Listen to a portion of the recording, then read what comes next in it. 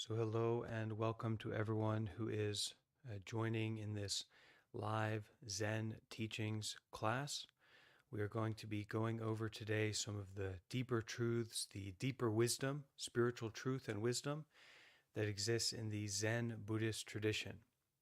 But this isn't a usual kind of YouTube video. This is actually a live community practice and study and discussion event that's hosted live on my Discord server. Very active meditation community. So what we're going to be doing for these first, let's say, 5 minutes, 10 minutes or so, is welcoming people in, starting this event and getting comfortable, getting settled in. So if you are watching the recording of this event and you just want to jump directly into the event itself, you can go ahead and move forward to the 10-minute mark, okay, of this live event. That's when we will officially begin. And until that 10-minute mark, I'll just be welcoming people in and we'll be getting this event started. Okay, so I'm glad that you're here. Thank you for watching this video and being here at this present moment. In about 10 minutes, at the 10-minute mark of this video, this recording, is when we will officially begin the class and the Zen teachings, the meditation, everything. So until then, I'll just be welcoming people in. And yeah, if you're watching the recording, please be sure to leave a comment. Let us know that you're a member of this community, that you're following along, that you're joining us in these practices. And that'll be very much appreciated.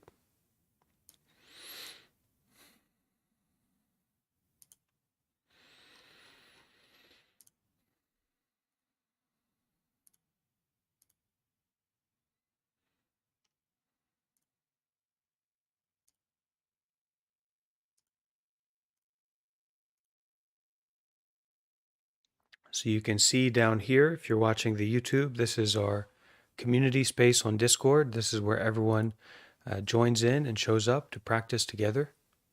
So hello, hello Anushka, and hello, yes, and hello Craig and Aaron.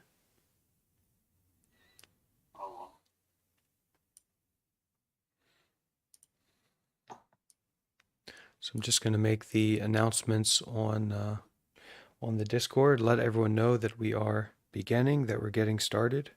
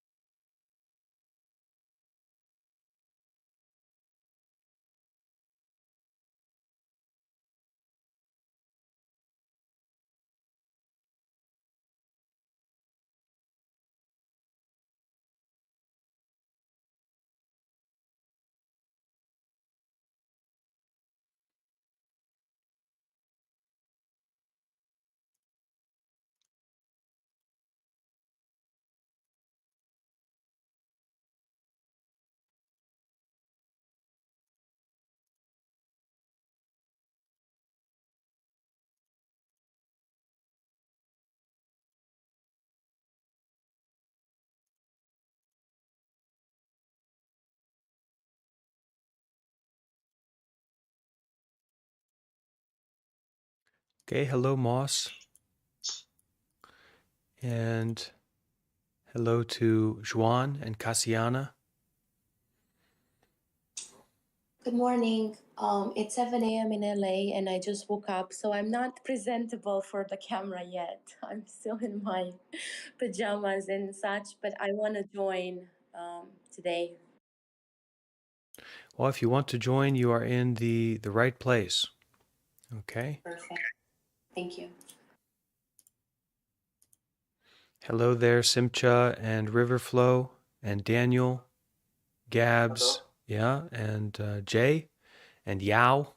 Hello. It's great that everyone's starting to show up and tune in. And I see Maxwell and Quinty over on the YouTube channel. We have a bunch of people who are happening by on the TikTok live stream where this is also being shared. If you do plan to join for our full meditation class and Zen teachings event, please make sure that you hop over to the YouTube channel. That is the right way to follow along and to watch. So you can go to YouTube and search for my name, Bhante Varapanyo, and you will see the live stream that's happening now. Okay? We have just another 5 minutes till we get started, till we officially begin. These 5 minutes to get settled in, to get comfortable, everyone to be able to show up and be in this space.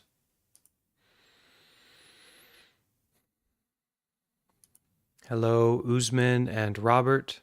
Hi there, Robert. Hello. And Samhain Suke. Yeah, hi, Usman. Okay, and Gabs. Hey, Elizabeth. Great. And Jess over on YouTube. You don't need to join the Discord. You don't need to follow along through Discord. You can watch through YouTube. You also, even if you're watching through TikTok, you don't need to watch through YouTube. But the most simple, this most accessible way to follow along for these live events is to just join live on YouTube and watch, just like you will watch any other YouTube video. Not so complicated.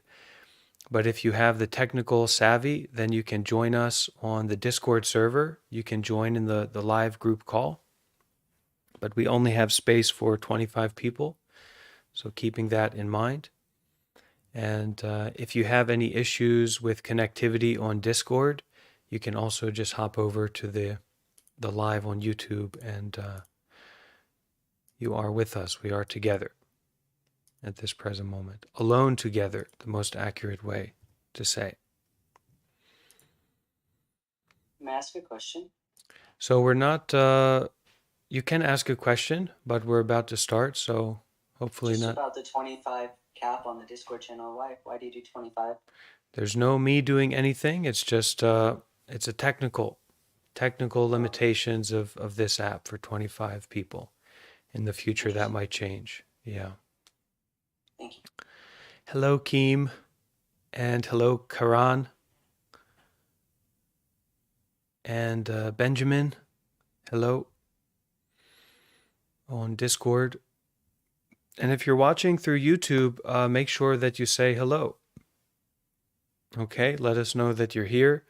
Especially, you know, these are quite intimate activities. You know, these are live events, and it's about an hour session, and we're talking about really deep stuff, as deeply as we can. So if you are here, if you're participating, if you're joining for these, 30 plus minutes, if you're really spending time here, please do make sure to say hello and, let me know that that you're showing up, that you're participating, and that you're getting involved, because it is, I'm spending my time to be here and to share. And if you're also showing up to listen to me and to connect with me, and through that connect with this community and all of us practicing together, I want to know about it. I want to know who you are. Why are you watching me? Why are you joining in this live session? It's a connection point. So say hello, reach out, and join. One more reminder before we officially begin in just 1 minute. If you're watching on TikTok, get off of TikTok, go over to the YouTube channel. This is the much better way to watch it. You can search on YouTube for Bhante Varapanyo, and you can join us live on YouTube and watch that way. Much less distractions and extra things going on, better quality audio and video. Okay? Just search for my name on TikTok, on YouTube, and you'll see the live stream. Okay. Hello, Christina, and Noob, and Anastasia's here, and Sela is here, Elizabeth is here. all on the Discord. Great. And I can see Michelle Walker and Lanikind and Natsia, Strawberry, Daniel, Benjamin, Chris, Alaya, Juan over on the YouTube. Okay, and we are at the 10-minute mark, so we're going to officially get started. So we'll start with the lighting of this incense that, I mentioned recently in our live that I was looking for some incense recommendations, and a member of our community, Steve, was generous enough to send me some, and also this incense holder. So thank you, Steve.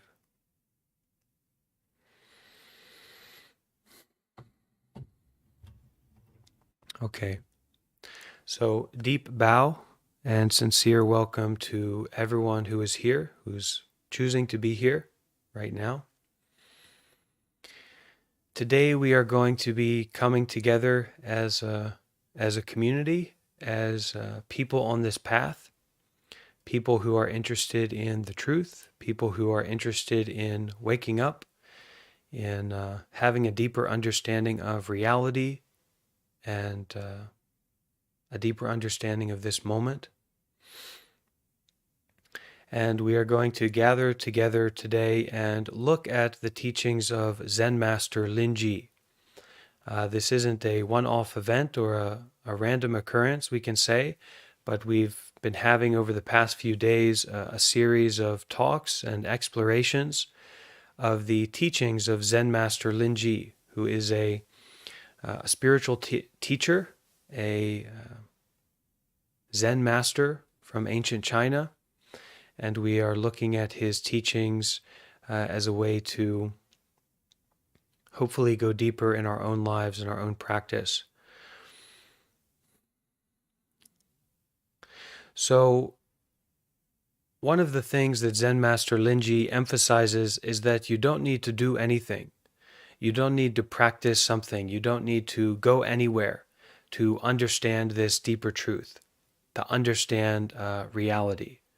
You don't need to do anything. And in fact, it's better to do nothing. So before we start to explore these teachings, we're reading from past lectures that Zen Master Linji has given and that were recorded. Before we get into these lectures and this reading, we're going to take Linji's advice. And we can say that this is the first gate, the first barrier that we will face in, at least in this case, in listening to these teachings live today, is to actually put into practice this doing nothing. All right? So we'll spend a few moments together in meditation, in doing nothing, and then we will open up to these Zen teachings, this reading and discussion.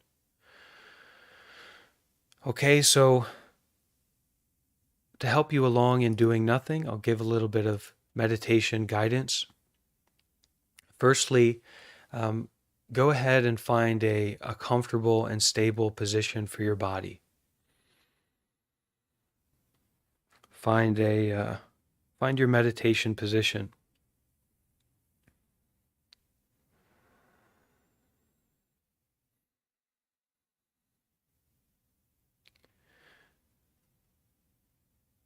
Comfortable and stable, simple position for your body. Can be standing, can be laying down, can be cross-legged, whatever it is.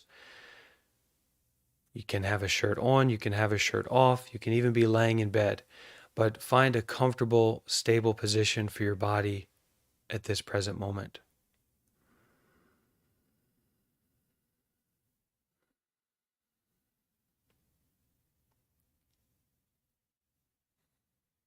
Finding that comfortable, stable position, just like finding a flat surface in which to put a cup down. Finding your meditation position, put the body down. Stop carrying around this flesh and bone, but put it down.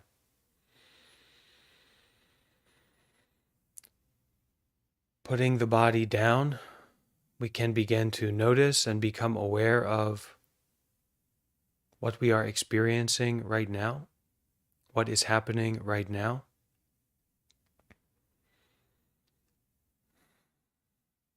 We can give special attention to the breath, the sensations in the body, the overall quality of our mind right now.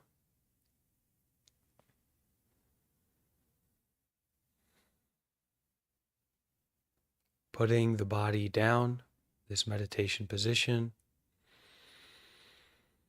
becoming aware of the breath,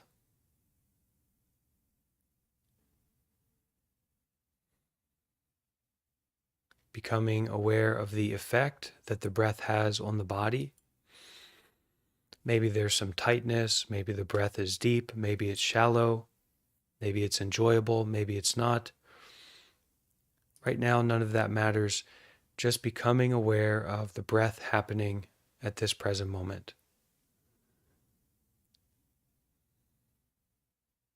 Abandoning your life, abandoning yourself, your future, your past.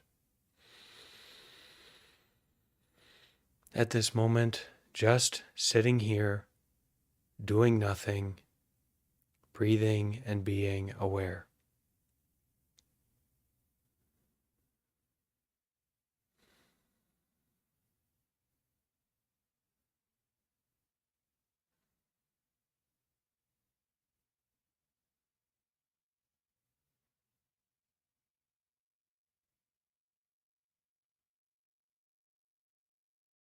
Everything that happens, a sound, a feeling in the body, a thought, see it as none of your business. See it as that doesn't matter. Just come back to nothing special, to doing nothing. That is just sitting here, breathing and being aware of whatever.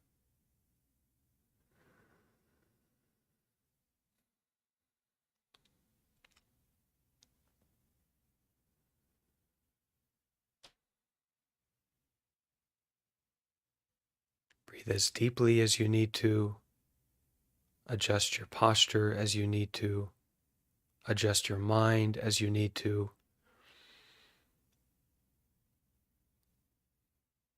Just sitting here, breathing and being aware.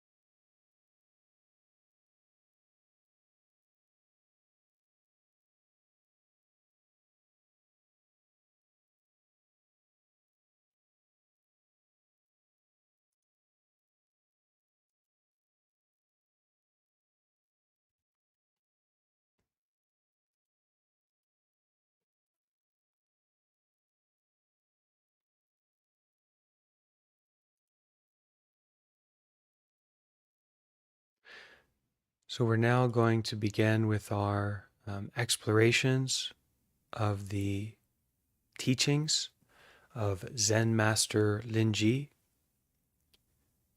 You are encouraged to be comfortable, but also to listen in a meditative way. So listening from the heart, listening from the body, listening from this place of doing nothing, going nowhere. Nothing to get rid of and nothing to get, but just showing up to this moment and looking into these teachings.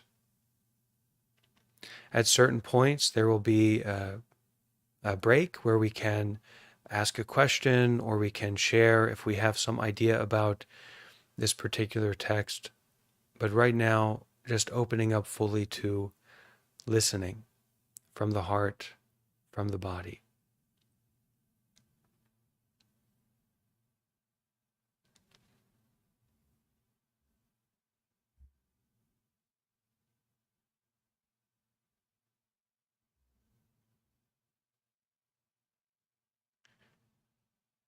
The mind changes, following along with 10,000 environments. So our mind is always changing, following along with the environment we find ourselves in. The mind changes, following along with 10,000 environments. The way it changes is truly most mysterious. If you follow its flow and can perceive its nature, you will have neither joy nor sorrow. Followers of the way, in the view of the Chan school, that is, the Zen school, dying and living proceed in proper order. Those engaged in study must pay strict attention to this. Thus, when host and guest greet one another, there will be an exchange of remarks. Perhaps one party will respond to something and assume a certain form, or perhaps perform some activity with their entire body. Perhaps try tricking the other by feigning delight or anger. Perhaps reveal half of their body. Perhaps come riding on a lion or riding on an elephant. So Linji here talking about a particular way of, there's this fundamental idea of not being trapped, not being confused, not being deceived by appearances. There are all kinds of appearances in the world. There are all kinds of environments in the world, conditions that we find ourselves in. The Zen school and the Zen teachings are pointing to not being confused by any appearance, not even being confused by confusion. And there's also this idea of a guest and host, or a teacher and student. Zen Master Linji will say, if you can be the host, if you can be at home wherever you go, then nothing can confuse you. Nothing can deceive you. Nothing can be a boundary for you. As we go through this reading, it's very important that you don't allow your lack of understanding of a certain topic or a certain term to be a boundary. But try to, at least for a bit, to keep listening, to keep opening, because there's a lot of terms here or ideas here that you may not have a cultural or experiential background to understand, to be able to reference them. But if you keep listening, if you keep opening, then there may be some information or a way of speaking that's more direct, that clears up your confusion. And this idea of not being confused by or deceived by anything also applies to spiritual teachings. It also applies to what we are reading here, going through here. So don't be tricked, but rather be curious. Let's look into this together.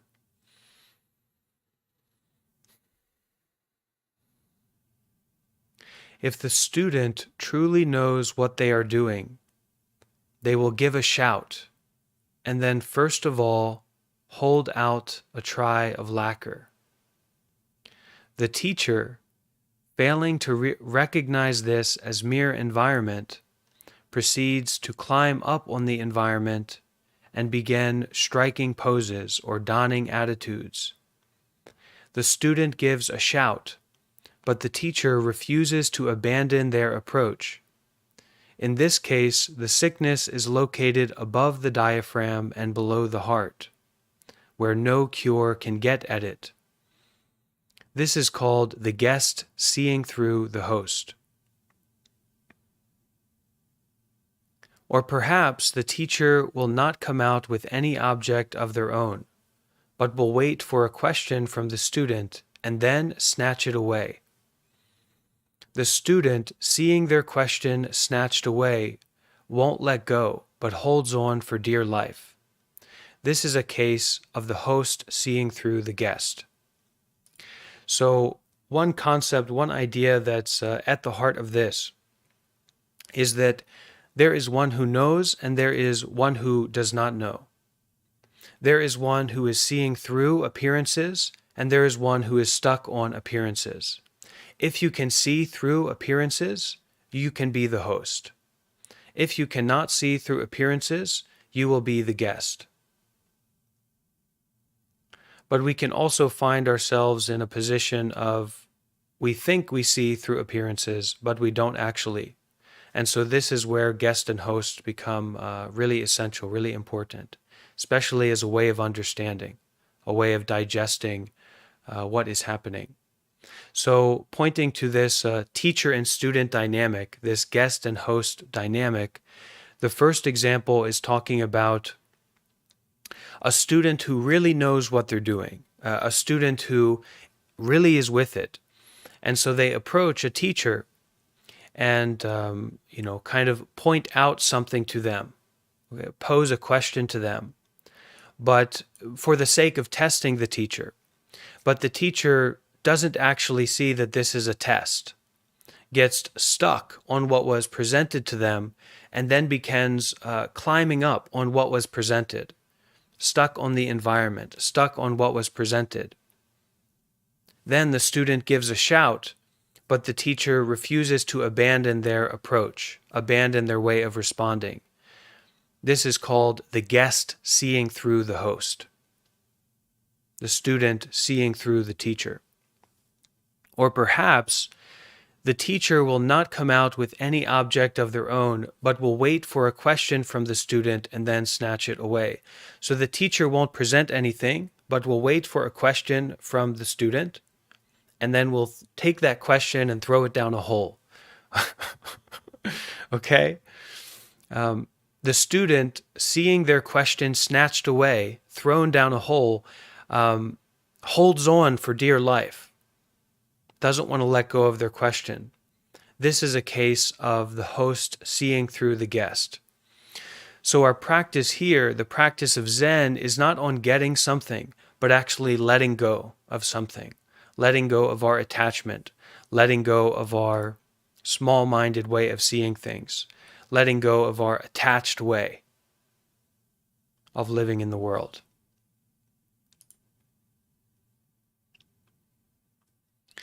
Now, perhaps there is a student who, responding with a clean, pure environment, presents themselves before the teacher.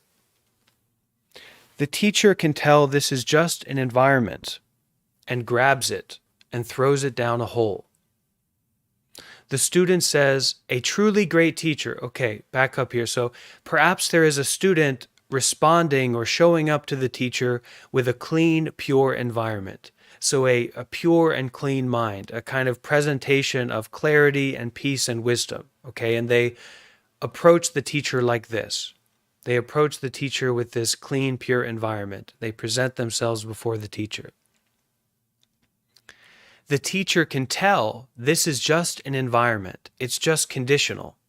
Doesn't matter if you have a pure, bright, clean, clear mind, or you have a trapped, negative, dark mind. It's still just conditional. It's just an environment. It's just conditions. It's not yours, and it's certainly not permanent.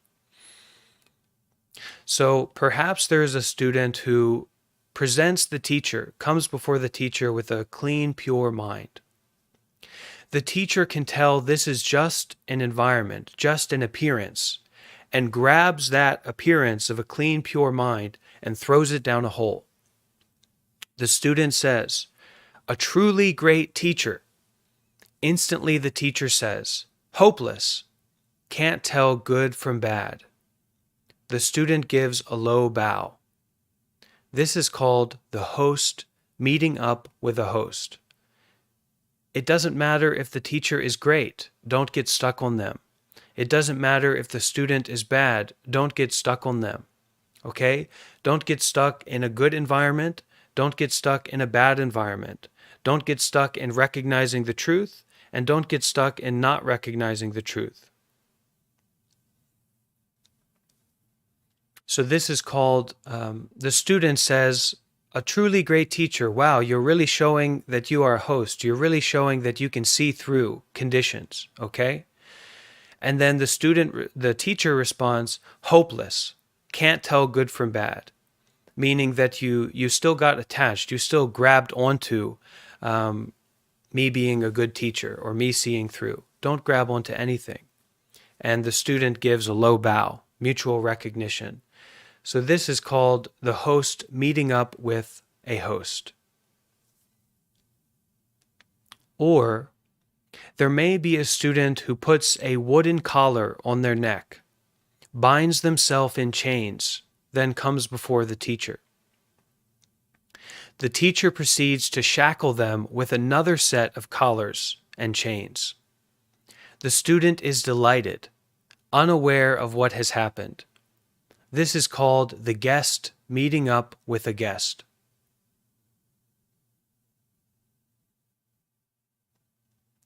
Fellow believers, these examples I have cited are all meant to enable you to spy the devil, to spy attachment, to see attachment, we can say. Sort out what's improper and learn to tell crooked from straight. Anyone have a question or a comment about this kind of approach or this way of talking about things? It's quite specific to like a Zen school and a particular way of explaining. So I did my best to make it clear or make it relevant for in this modern context. But does anyone have a question or a comment about it?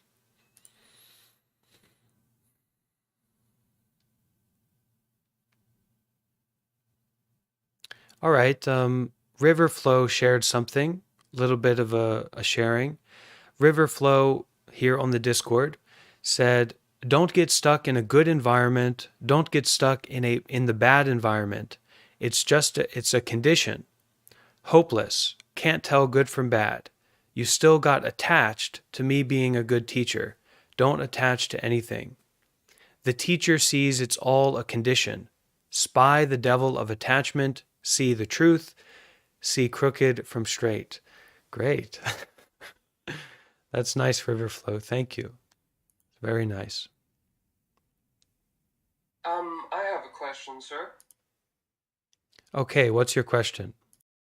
So what I noticed in the beginning where he was talking about the teacher climbing up, striking poses, and the student and all this, I noticed there was a theme of sort of everyone being sort of a fraud, if you will, like they were putting on an act, and it was warning against that. Would that be appropriate to say that it is sort of them playing these games and putting on these costumes? Well, we want to be generous, and kind of practical, and running around calling people a fraud is not necessarily, the best way to go about things. But there is a recognition of impermanence. Okay, there is a recognition of the impermanence of any appearance, of any environment, and we also need to be aware of where we are. Be realistic. So if you have really transcended duality, if you have gone above and beyond any kind of discriminatory mind, okay, wonderful. Then there's a lot of stories of these people, these beings who are like that, and I hope we'll be able to look at some of them in the future. Some of these really funny, kind of shocking stories.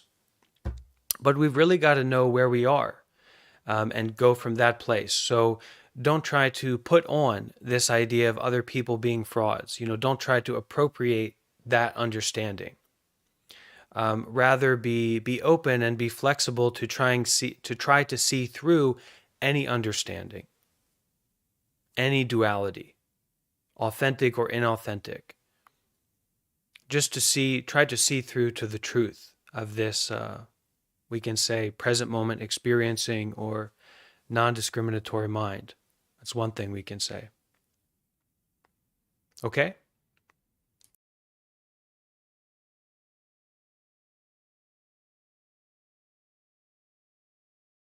And this duality is like self and other, right and wrong, good and bad, black and white, up and down. And in the enlightened way, or the really embodied Zen way, you can hold the relative and absolute together. You don't discriminate between up and down, but you also don't reject up and down. You can use them freely. There's a Zen saying, you can kill and give life freely.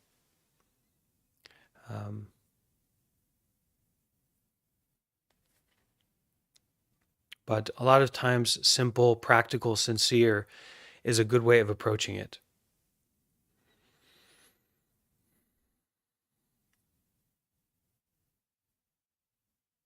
Okay, we'll continue with our reading.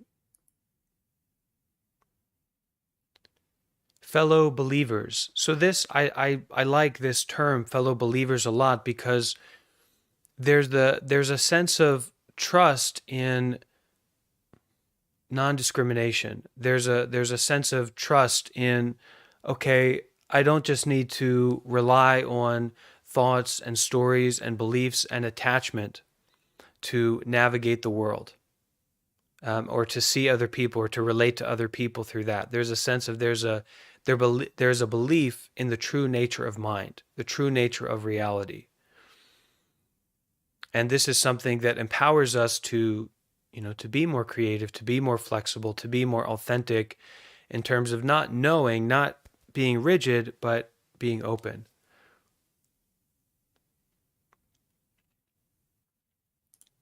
Being flexible. Okay, so fellow believers, these examples I have cited are all meant to enable you to spy the devil, sort out what is improper, and to tell the crooked from the straight. Followers of the way, it is very hard to know just how to proceed. The Dharma of the Buddhas, the truth of the enlightened ones, is profound and abstruse, though one can understand it to some degree. I spend all day explaining it in detail to you, but you students pay no attention. 1,000, 10,000 times you trample right over it with your feet, but you are sunk in darkness. It has no shape or form, yet its lone brightness gleams forth. So the Dharma of the Buddhas, the ultimate truth of the people who ultimately understand, the truth of truths, the highest truth of spirituality, the highest level of wisdom, the truth of enlightened beings, the Dharma of the Buddhas is profound and abstruse, rare, difficult to understand, though one can understand it to some degree. It has no shape or form, so it cannot be grasped, cannot be held onto. Yet its lone brightness gleams forth, shines forth. But students do not have faith enough, and instead base their understanding on words and phrases. This is going right to the heart of the Zen practice, the heart of the Zen approach, and the Zen Buddhism, Zen meditation. What's this all about? Okay, enlightenment, nirvana, seeing through to the absolute truth, really understanding, really knowing 100%. This truth of enlightenment, as known by enlightened beings,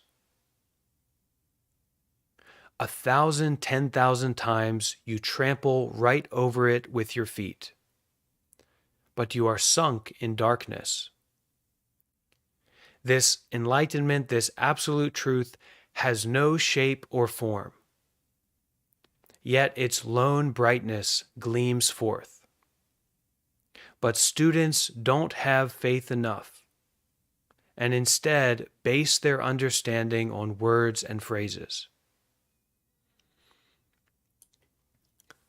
Their years pile up to 50, and all they do is go off on side roads, carrying their dead corpses on their backs, racing all over the world with their load of baggage.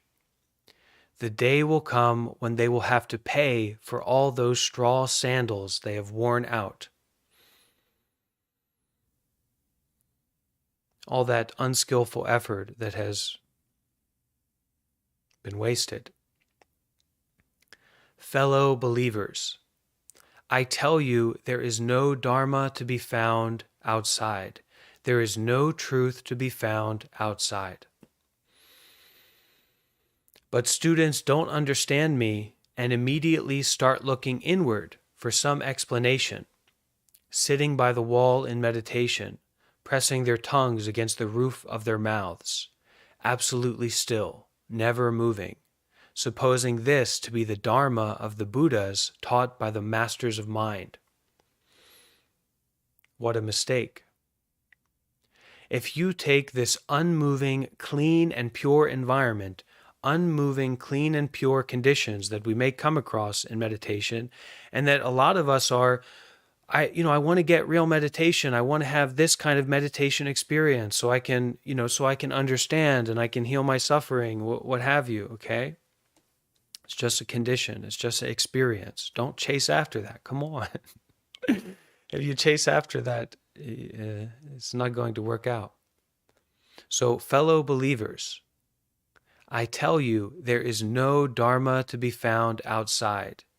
That is, there is no truth to be found outside of this moment, outside of what you already have here, right here and now.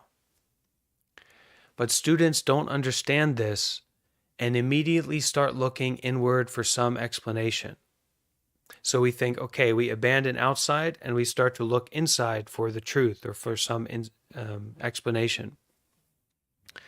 Sitting by the wall in meditation, pressing their tongues against the roof of their mouths, absolutely still, never moving, supposing this to be the truth of the enlightened ones, taught by masters of mind. What a mistake. If you take this unmoving, clean, and pure environment, so these conditions, to be the right way, then you will be making ignorance the Lord and Master. And this doesn't only apply to us, this applies to people who have powerful meditation practices and monks or nuns or what have you. It's not just people who can't really meditate well, it's for those people who have success in their ability to control their mind and have certain conditions arise. So it's speaking to everyone. If you take this unmoving, clean, and pure environment, conditions of mind, to be the right way, then you will be making ignorance the Lord and Master. A woman of old said, "Bottomless, inky black is the deep pit, truly a place to be feared." This is what she meant. My understanding of that is, don't get stuck in anything. Deep positive experience, deep negative experience, don't get stuck. A woman of old said, "Bottomless, inky black is the deep pit, truly a place to be feared." This is what she meant. Now, But suppose you take motion to be the right way, activity to be the right way. Every plant and tree knows how to move back and forth. So does that mean they constitute the way? To the degree that they move, it is due to the element air, not to the degree that they do not move. To the degree that they do not move, it is the element earth. Neither their moving nor their not moving come from any nature innate in them.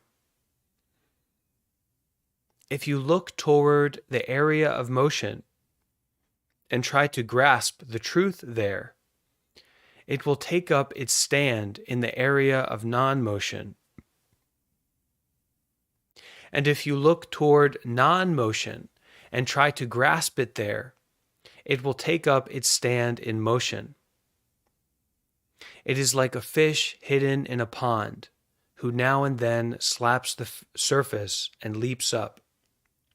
Okay, so if you look for the truth here, it will take its position there. If you look for the truth there, it will take its position here.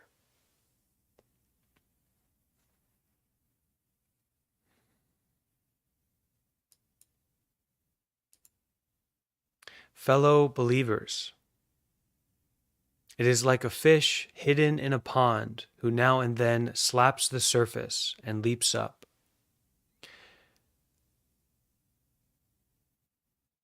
Fellow believers, the moving and the unmoving are simply two types of environment, two types of condition. The silent, pure, clean mind, doing exactly what I should do and successful in it. And the moving, the difficulty, wake up and going straight to TikTok, going straight to that bowl of Reese's Puffs, are simply two types of environments, two types of conditions. It is the woman of the way who depends on nothing, who causes them to be in motion or to be motionless.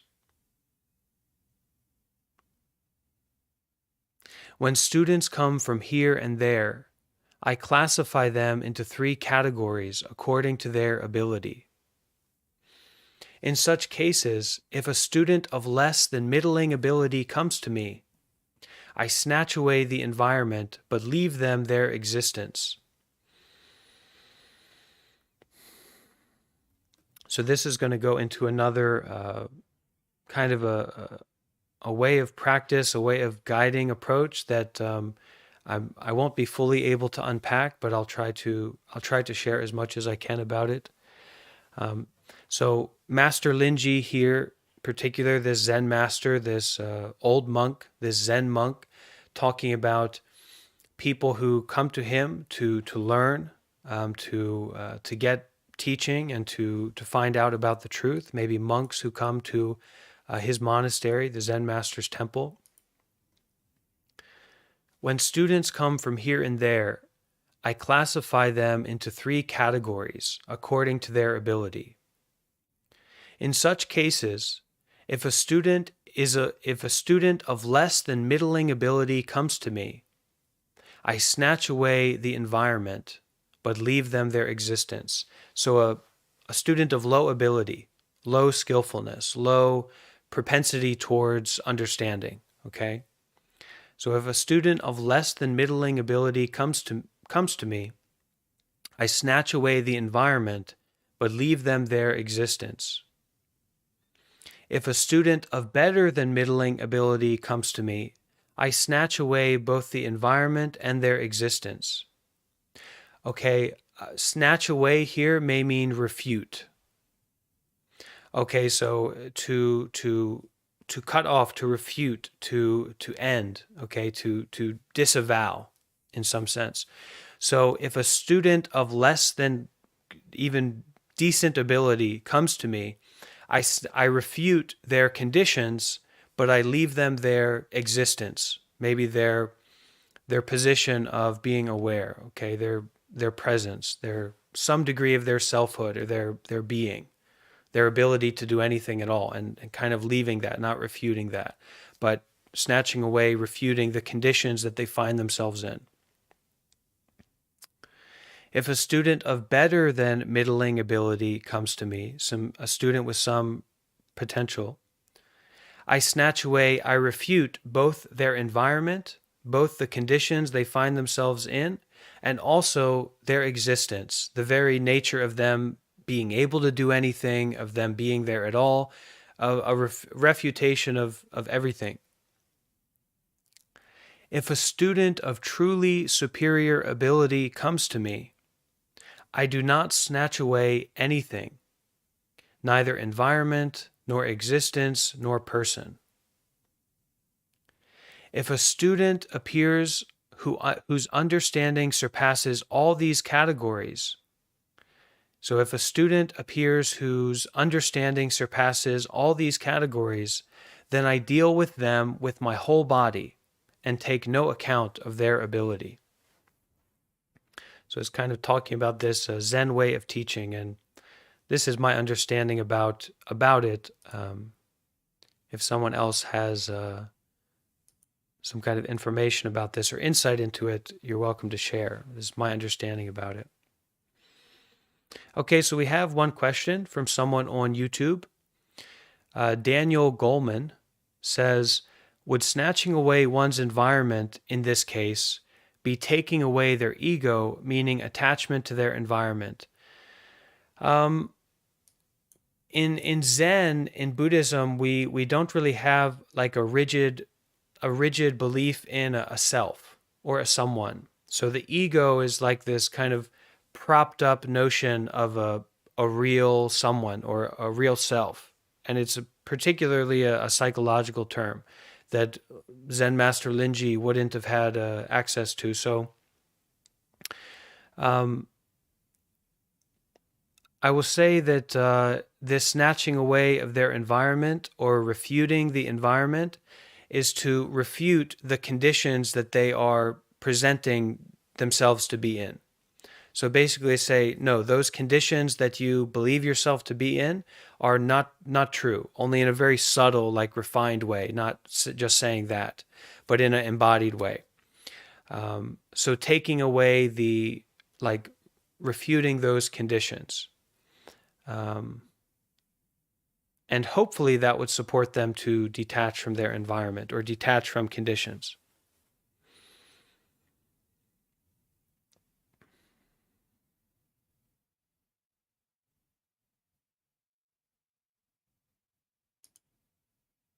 Okay, let's continue with the reading. Fellow believers, when it comes to this, where the student is exerting all their strength, not a breath of air can pass, and the whole thing may be over as swiftly as a flash of lightning or a spark from flint. If the student so much as bats an eye, the whole relationship could be spoiled. Apply the mind at once, there is differentiation. Rouse a thought, and at once there is error. The person who can understand this never ceases to be right before my eyes.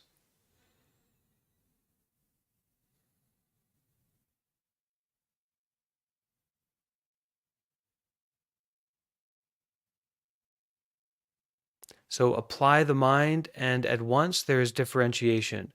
Try to make progress on the path, try to control, try to apply your mind, try to apply yourself. At that moment, there is differentiation. You are making some kind of separation, some kind of duality. Rouse a thought, and at once there is an error. So the truth is not to be found in a particular thought. The person who can understand this never ceases to be right before my eyes. And the verse before that about where the student is exerting all their strength, not a breath of fresh air, not a breath of air can pass, and the whole thing may be over as swiftly as a flash of lightning or a spark from flint. if the student so much as bats an eye, the whole relationship could be spoiled. I think for myself, it's about the immediacy of enlightenment and the immediacy of the situation that we find ourselves in. So a moment of secondary thought, a moment of doubt, and it's spoiled and it's lost.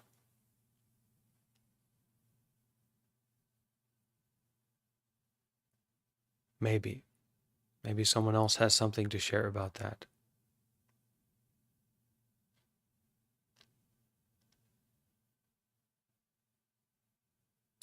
Jess on YouTube says, how do we know what it would be like to be neutral about conditions either way?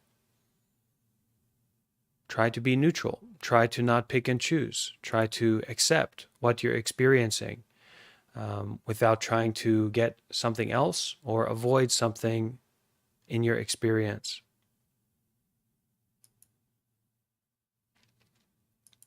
But the main point is this. Apply the mind, and at once there is differentiation.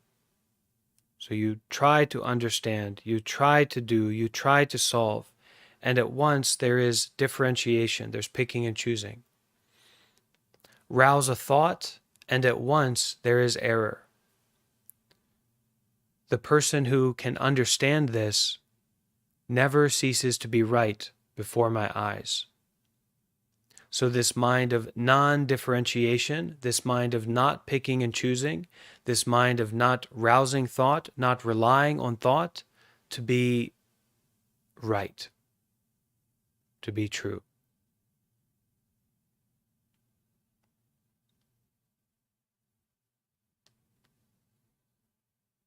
Fellow believers, you lug your alms bag and this sack of shit that is your body, and you rush off on side roads, looking for Buddhas, looking for the Dharma.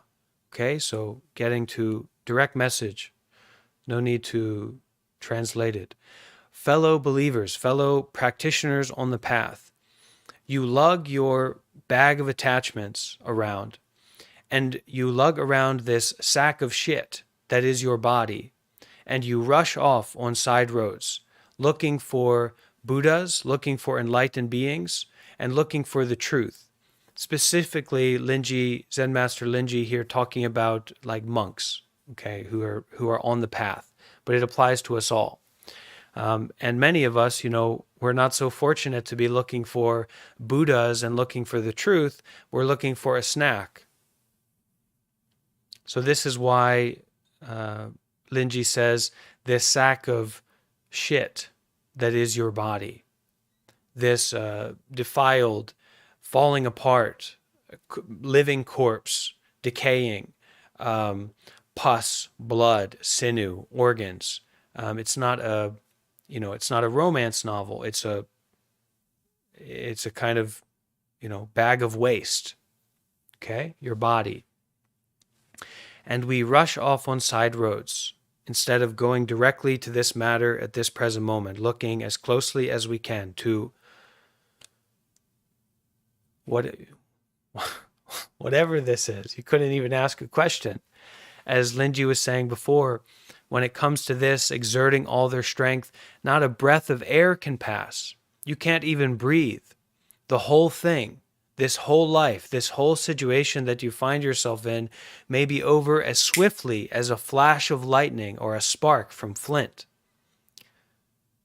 If you so much as bat an eye, if you so much as blink, this whole relationship, this whole opportunity, this whole possibility to wake up, to enlighten, could be over in just an instant.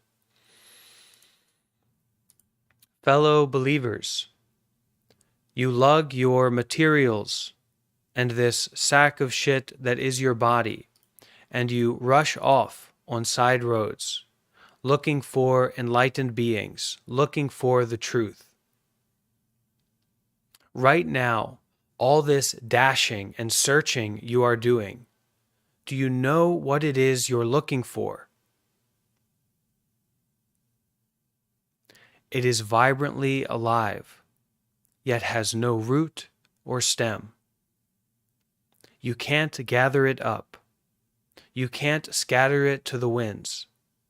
The more you search for it, the farther away it gets. But don't search for it, and it is right before your eyes. It is miraculous sound always in your ears. But if you don't have faith, if you don't have trust, you will spend your 100 years in wasted labor.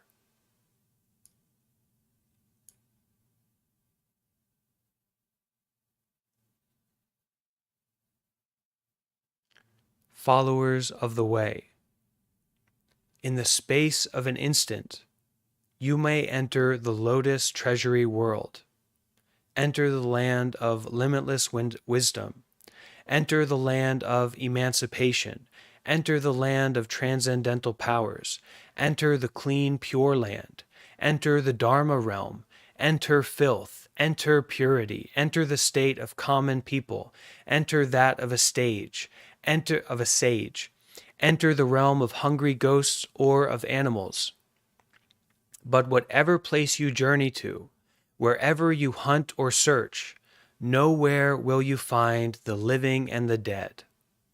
All are mere empty names, phantoms, illusions, empty flowers. Why trouble yourself trying to grasp them? Gain, loss, right, wrong. Throw them away all at once.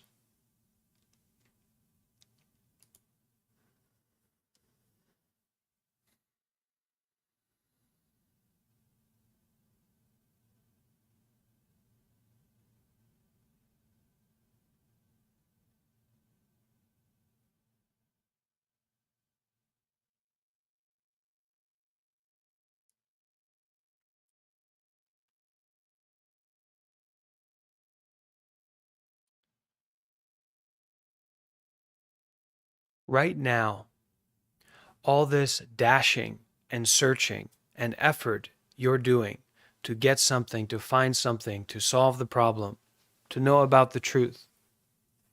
Right now, all this dashing and searching you're doing, do you know what it is you're looking for? Why are you constantly on TikTok? Why are you constantly going to the fridge? Why are you constantly looking for something sweet? Why are you constantly trying to get money? Why are you constantly trying to avoid this? Why are you constantly trying to get a burrito? Okay, you know that this is the way you're doing. TikTok, YouTube, play game. Do this, do that, do this. You're searching, you're dashing around, right? Right now, all this dashing and searching you're doing, do you know what it is you're looking for?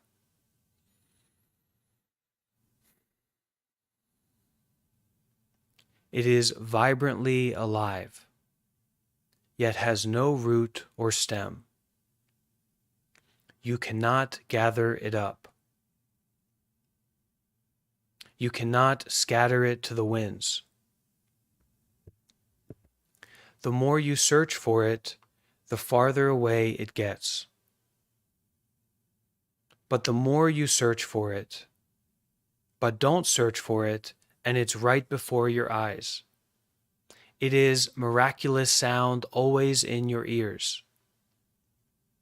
But if you don't have faith, if you don't have trust, you will spend your 100 years in wasted labor. Followers of the way, in the space of an instant, you may enter the lotus treasury world. Enter the land of Vairochana. Enter the land of emancipation from suffering. Enter the land of transcendental powers. Enter the clean, pure land. Enter the Dharma realm. Enter filth. Enter purity. Enter the state of a common mortal. Enter that of a sage. Enter the realm of hungry ghosts or of animals. In the space of an instant, you may enter so many worlds. But whatever place you journey to, wherever you hunt or search, nowhere will you find the living and the dead. All are empty names, phantoms, illusions, empty flowers. Why trouble yourself trying to grasp them? Gain, loss, right, wrong, throw them away at once.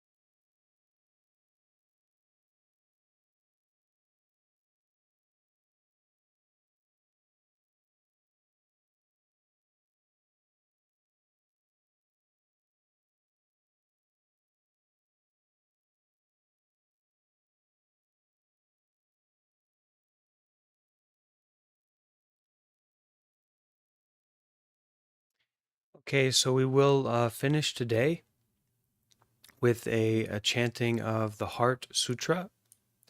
So the Heart Sutra is, in Buddhism, there's a lot of chanting. There's a lot of different practices that take place, and the Heart Sutra is one of the most common sutras that are chanted at, like in a morning service, morning prayer service or gathering, and it kind of goes to the core of the Zen teachings and the Buddhist teachings as a whole. Okay, so we'll be practicing that together. For anyone who would like to join in that, at least here on the Discord, I will share the PDF in the Kasiyana said, I'm calling you all out, but actually I'm calling myself out. And hopefully someone comes and calls me out soon. So I'm going to share the PDF so you can pull it up and maybe try to follow along if you would like. I have to find it so I can share it.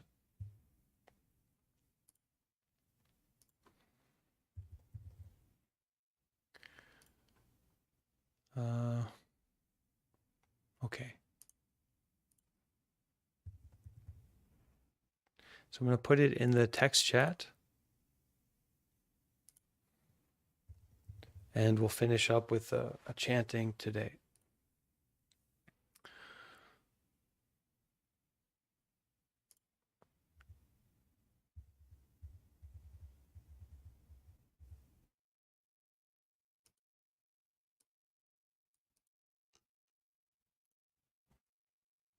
Okay, so you can pull that up. I just posted it in the voice text channel here on Discord. And if you aren't in the Discord, you can just listen and follow along. Okay, you can enjoy the chanting.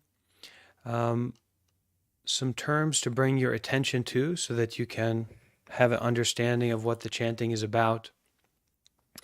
One is the Bodhisattva Avalovikiteshvara. So a Bodhisattva is just like in an archetype of enlightenment, and especially an archetype of enlightenment that is specifically talking about someone who puts off their own enlightenment to benefit all beings, to save all beings. And so Avalovikiteshvara in particular, Guanyin, is this archetype of great compassion that can see and sees all the suffering of the world and wishes to free that suffering, to end that suffering. Deeper prajna paramita is like the great wisdom qualities of mind that we find in our practice and our showing up. The skandhas are just like our everything that makes our experience. So forms, feelings, aggregates, all of these conditions, all of these forms that make us together. Feelings, perceptions, mental formations. These are the skandhas. And it's the chant is in this way of talking to Shariputra, talking to this monk who is actually a great monk but is not yet enlightened. And so speaking to this monk to support them to understand more deeply dharmas as the truths, the deeper truths, but also as all experiences, all sensations, all phenomena. Buddhahood, enlightenment, bodhisattvas, these, and we can also aspire to be bodhisattvas, to put off our own pleasure, to put off our own enlightenment for benefiting all other beings. Okay? And then the final of gate, gate, paragate, parasamgate, bodhisvaha. That is gone, gone, gone beyond. Released, released, fully letting go, fully enlightened. Okay, so we're going to do this chanting and enjoy. Okay, everyone's invited to bring their hands together with me. Okay, it's not just like a show of sincerity and coming together, chanting together, practicing together. Okay.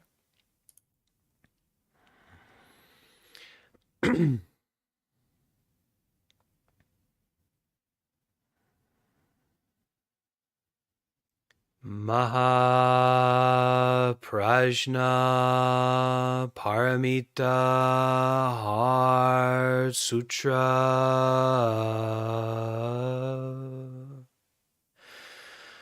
When the Bodhisattva Avalokiteshvara was coursing in the deeper Prajna Paramita, she realized that all the 5 skandhas are empty, thereby transcending all sufferings. O Shariputra, form is not other than emptiness, and emptiness not other than form. Form is precisely emptiness, and emptiness precisely form. So also are sensation, perception, volition, and consciousness. O Shariputra, this form of the emptiness of all dharmas is non-arising, non-perishing, non-impure, non-pure, non-increasing, and non-decreasing. Therefore, in emptiness there is no form, and no sensation, perception, volition, or consciousness. No eye, ear, nose, tongue, body, or mind. No sight, sound, smell, taste, touch, or thought. There is no realm of the eye, all the way up to no realm of consciousness. There is no ignorance, and also no ending of ignorance. Through to no aging and death, and no ending of aging and death. There is no suffering, no cause of suffering, no cessation of suffering, and no path. There is no wisdom, and also no attainment. With nothing to attain, bodhisattvas relying on prajna paramita have no obstructions in their minds. Having no obstructions, there is no fear, and departing far from confusion and delusion, they reach ultimate nirvana. All Buddhas of the past, present, and future, relying on prajna paramita, attain supreme Buddhahood. Therefore, the prajna paramita is the great mantra of power. the great mantra of wisdom, the supreme mantra and the unequaled mantra which is able to transcend all sufferings. It is real and not false. Therefore, he uttered the mantra of Prajna Paramita by saying, Gate, gate, para, samgate, bodhisvaha.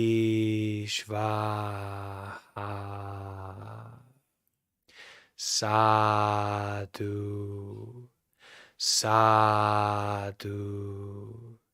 sadhu.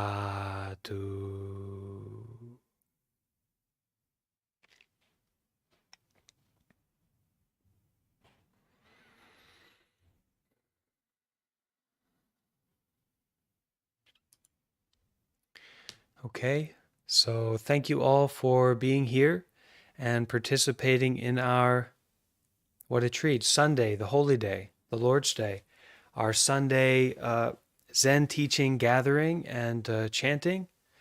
So our current schedule together is every day at 10 a.m. New York City time, and we'll be continuing the lectures and the study of the teachings of Zen Master Linji. And in the 10 a.m. New York City time slot every day. And then at 8 p.m. New York City time every day, we'll have a more meditation-focused practice and also the opportunity for Q&A. All right? Thank you all for being here. Be happy, be peaceful, be free from suffering, and I hope to see you again soon. Thank you. Bye-bye. Thanks, Bante. Yes. Have a good night or day, everyone. Thank you again. Yeah, day and night. Thank you all. Thank you, Sila. Good to see you. Okay, bye-bye.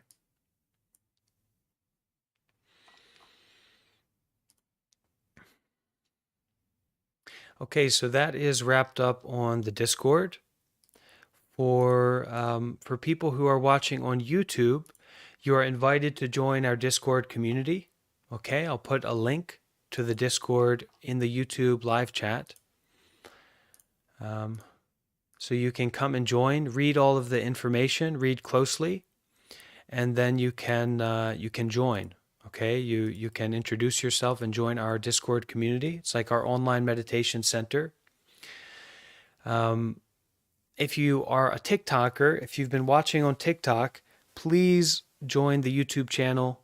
That is the correct way to watch these live streams. I do share it on TikTok, but it's just a way for people to come across it and to learn about what we're doing. If you're really interested, search for my name, Bante Varapano, on YouTube, and you'll come across the live stream right now. And that's where we're regularly hosting these sessions. If you're still here on YouTube, please leave a like. It helps more people come across these streams and these events. And yeah, welcome to reach out if you have any questions or moving forward, if you need help joining our community, joining us on Discord or through YouTube, you can just send me a message in whatever way you can. All right? That's it. Thank you for being here. Goodbye.